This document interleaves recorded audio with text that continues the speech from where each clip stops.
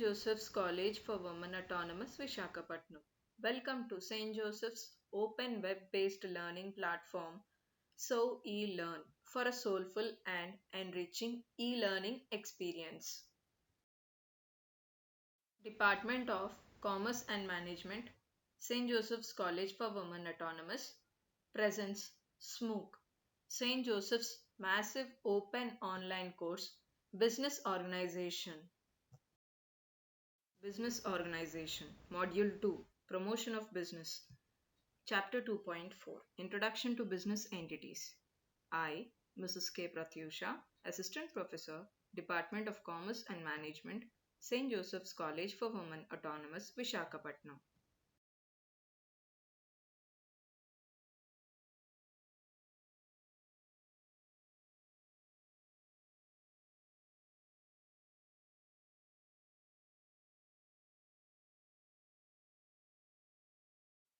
Introduction to Business Entities. This presentation will provide an overview of the main types of business entities, including sole proprietorship, partnerships, joint stock companies, and cooperative societies. We will explore the unique characteristics as well as the merits and demerits of each structure. Before that, let us see what is business entity. These are legal structures entrepreneurs choose when starting a new business. The choice can impact how you pay federal income tax and your liability protection. The Internal Revenue System recognizes several types of business entities.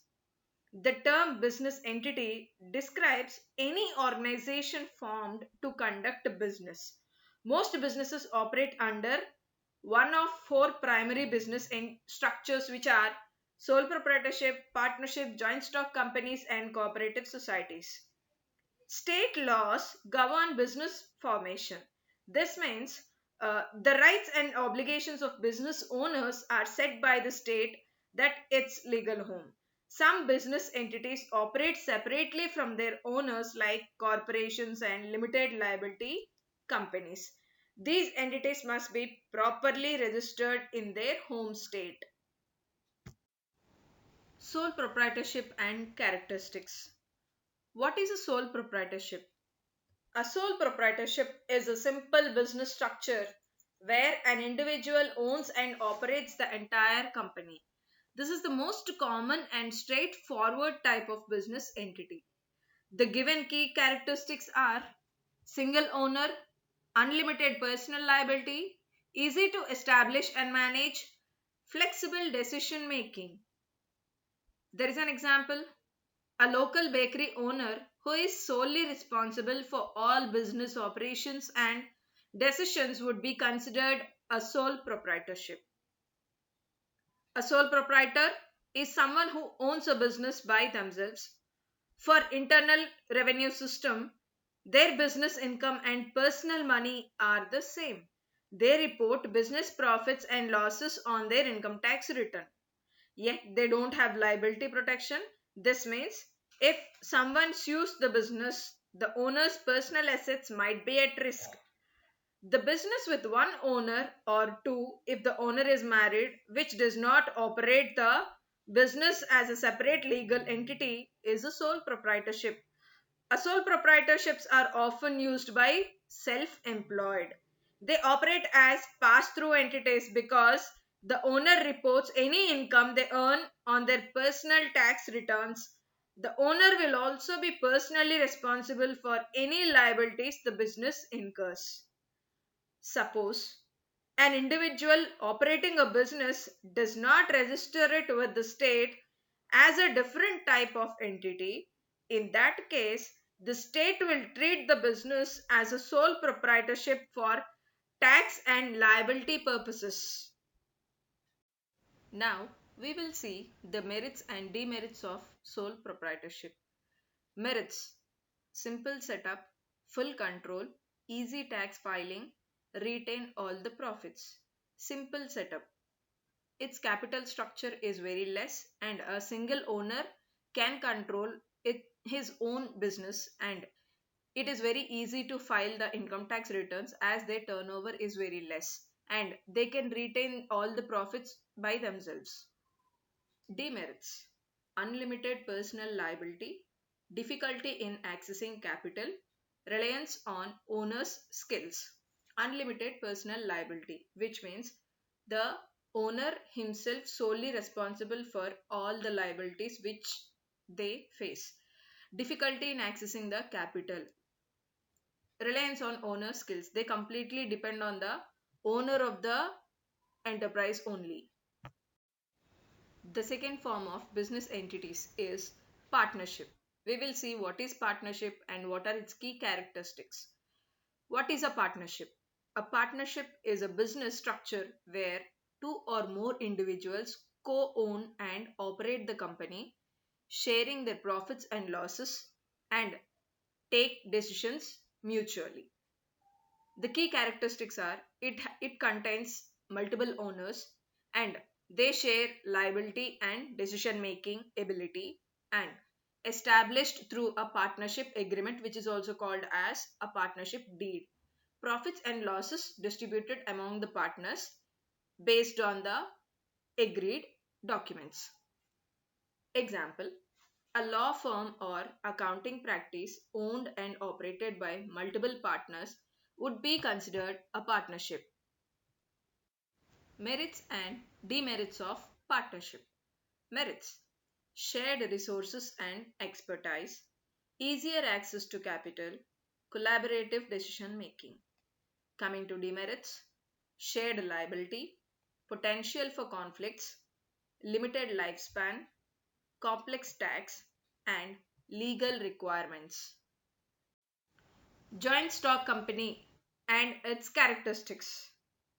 What is a joint stock company?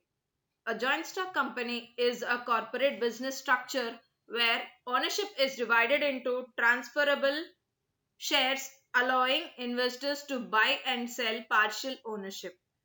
The given key characteristics are separate legal entity, publicly traded shares, limited liability for shareholders, managed by a board of directors. There is an example provided. Multinational corporations like Apple, Google, Amazon are examples of large joint stock companies. What is a joint stock company exactly? It is an organization where people pool their capital to form a business with a common goal. This type of company is suitable for large scale projects where one person cannot afford the entire cost. The shares represent the ownership of every member. They are usually traded on stock exchanges. However, share transfers in private limited joint stock companies may be governed by an agreement and restricted to family members only. The main features of joint stock company are independent legal entity. It is an independent legal entity just like its shareholders. It may own property and also file or defend lawsuits. Hence, these members are not accountable to the company. Perpetual existence. The company continues to exist even if the members change. It can only be dissolved by following due process as per the established laws. Limited liability. The stockholder's responsibility is restricted in the kind of company. However, members cannot sell their assets to settle a company's debts. The company must be established to get the status of an independent legal entity. Thus, it is mandatory to register a business as a joint stock company. We have different joint stock companies like chartered company, statutory company, registered company, and all. Also, there are few advantages of joint stock company: legal capital base, limited liability of members, share transferability, shareholders' rights, and transparency. Disadvantages are legal formalities, higher cost, conflict of interest, non confidentiality, double taxation. Merits and demerits of joint stock company. Given merits are ability to raise large amounts of capital, limited liability, professional management, ease of transferring ownership. Coming to given demerits: complex legal and regulatory requirements, potential for conflicts between shareholders and management, risk of hostile takeovers. An association of different individuals formed to carry out business activities is known as a joint stock company. The shareholders of the company are its owners. However, the board of directors is elected by the shareholders and is the chief managing body of the company. Usually, the shareholders or the owners of the company have indirect control over its operations. Let us briefly discuss about advantages of joint stock company. The important advantages of joint stock company are: first one, limited liability. The liability of the members of a company is limited to the extent of the share contributed by them in the company. If a company faces a loss, the shareholders of the company do not have to sell off their personal property for repayment. This advantage of a joint stock company attracts people to invest money in company form of business. Transfer of interest. As the shares of a company are transferable and can be easily bought and sold in the market, it brings liquidity of investment in the company. The shareholders can anytime convert their share investment into cash and can use that amount to buy the shares of another company. Perpetual existence.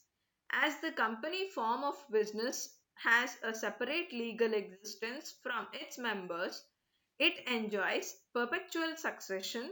It means that a company can be formed by law and can end by law through the process of winding up only. That is, the death, insolvency, and incapacity of the members do not have any effect on the company's existence. Growth and expansion. A company has more scope for expansion and growth because it has large financial resources and high profit rates. It means that if a company has retained profits, it can easily use that amount for its growth and expansion. Efficient management. Every business requires specialized people and experts for better performance and results. As a company has few huge funds at its disposal, it can easily hire experts to perform various business activities and can efficiently improve its working and performance. Large amount of capital. As a company can issue shares to the general public, it grabs the biggest advantages of large capital. Besides, the value of a share is very low. Therefore, people with less or small savings can also buy shares of a company. Also, a company can raise funds by issue of debentures, raising loans from financial institutions and other securities. Coming to disadvantages of joint stock company. Complexity in formation. The process of the formation of a company is quite complicated and lengthy. It requires the completion of various formalities and various different documents have to be prepared and submitted. It also requires obtaining different kinds of permissions. For all these activities, a company has to hire experts who charge high fees for same. Besides, registration fee have to be paid to the Register of Companies. Lack of secrecy. According to the Companies Act 1956, every company has to share various information about it with the Registrar of Companies, which is made available to the general public also. This compulsion of sharing information makes it difficult for the company to maintain secrecy about its operations. Impersonal work environment.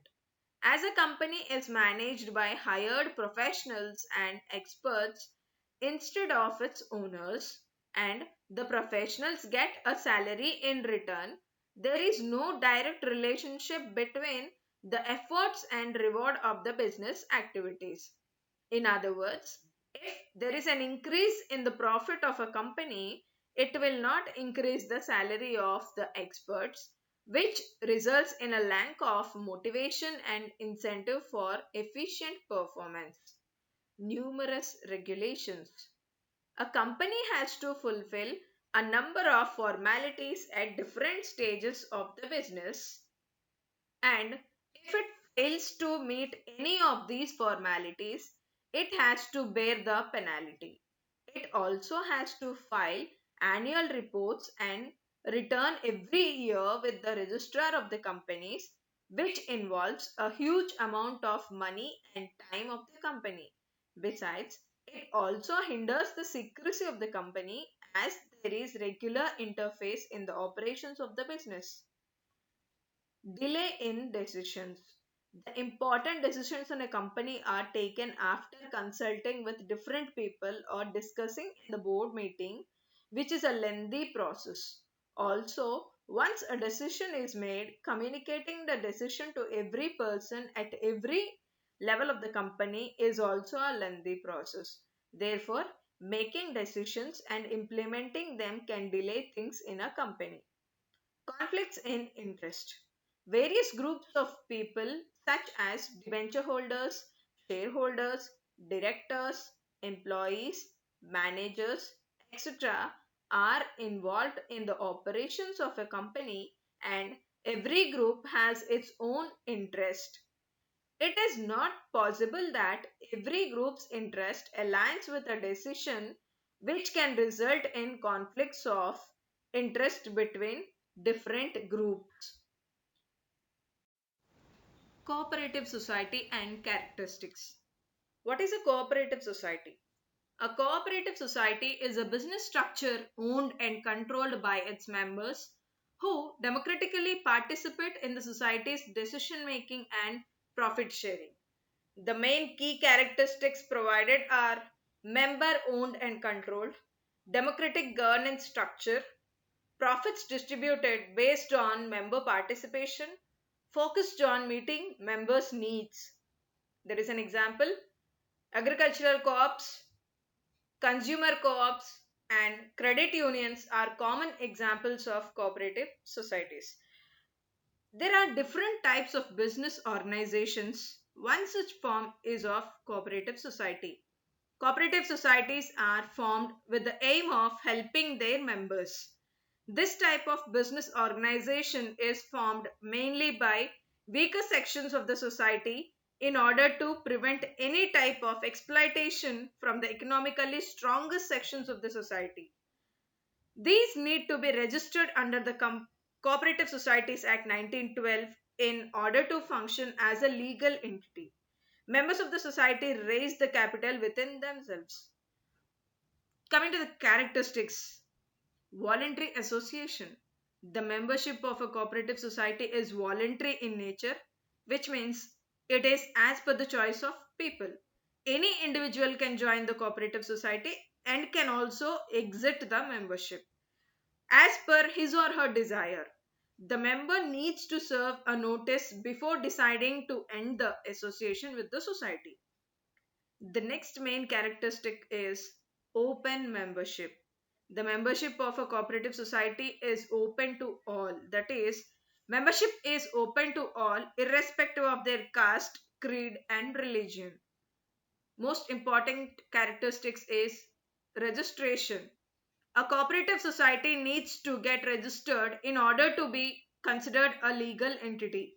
After registration, it can enter into contracts and acquire property in its name. There is a limited liability. The members of a cooperative society will have limited liability. The liability is limited to the amount of capital contributed by the member. Democratic character. Cooperative society forms a managing committee and elected members have the power to vote and choose among themselves. The managing committee is formed so as to take important decisions regarding the operations of the society. It is service motive. The formation of a cooperative society is for the welfare of the weaker sections of the community. If the cooperative society earns profit, it will be shared among the members as a dividend. Under state control. In order to safeguard the interest of society members, the cooperative society is under the control and supervision of the state government. The society has to maintain accounts which will be audited by an independent auditor. There are different types of cooperative societies like consumer cooperative society, producer cooperative society, credit cooperative society, housing cooperative society, marketing cooperative society. Let us see few advantages of cooperative society. Members of the cooperative society can get quick loans easily. There is no black marketing involved, and the products that are sold in the cooperative societies are cheaper than the market, and procurement of products is done directly from the producers, which removes the middleman, thereby generating more profits for the producers and consumers. Merits and demerits of cooperative society. Merits: democratic control, equitable profit distribution, focus on member needs, community oriented. Demerits: slow decision making, potential for member apathy, limited access to capital, regulatory complexity. Conclusion: business entities: sole proprietorship, partnership, joint stock company, cooperative societies. Sole proprietorship: a business with one owner, or two if the owner is married, who does not operate the business as a separate legal entity, is a sole proprietorship. Sole proprietorships are often used by self employed. They operate as pass through entities because the owner reports any income they earn on their personal tax returns.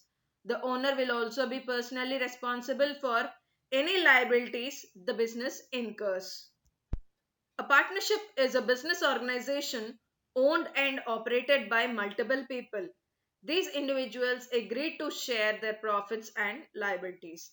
The partners will each be responsible for any liabilities incurred.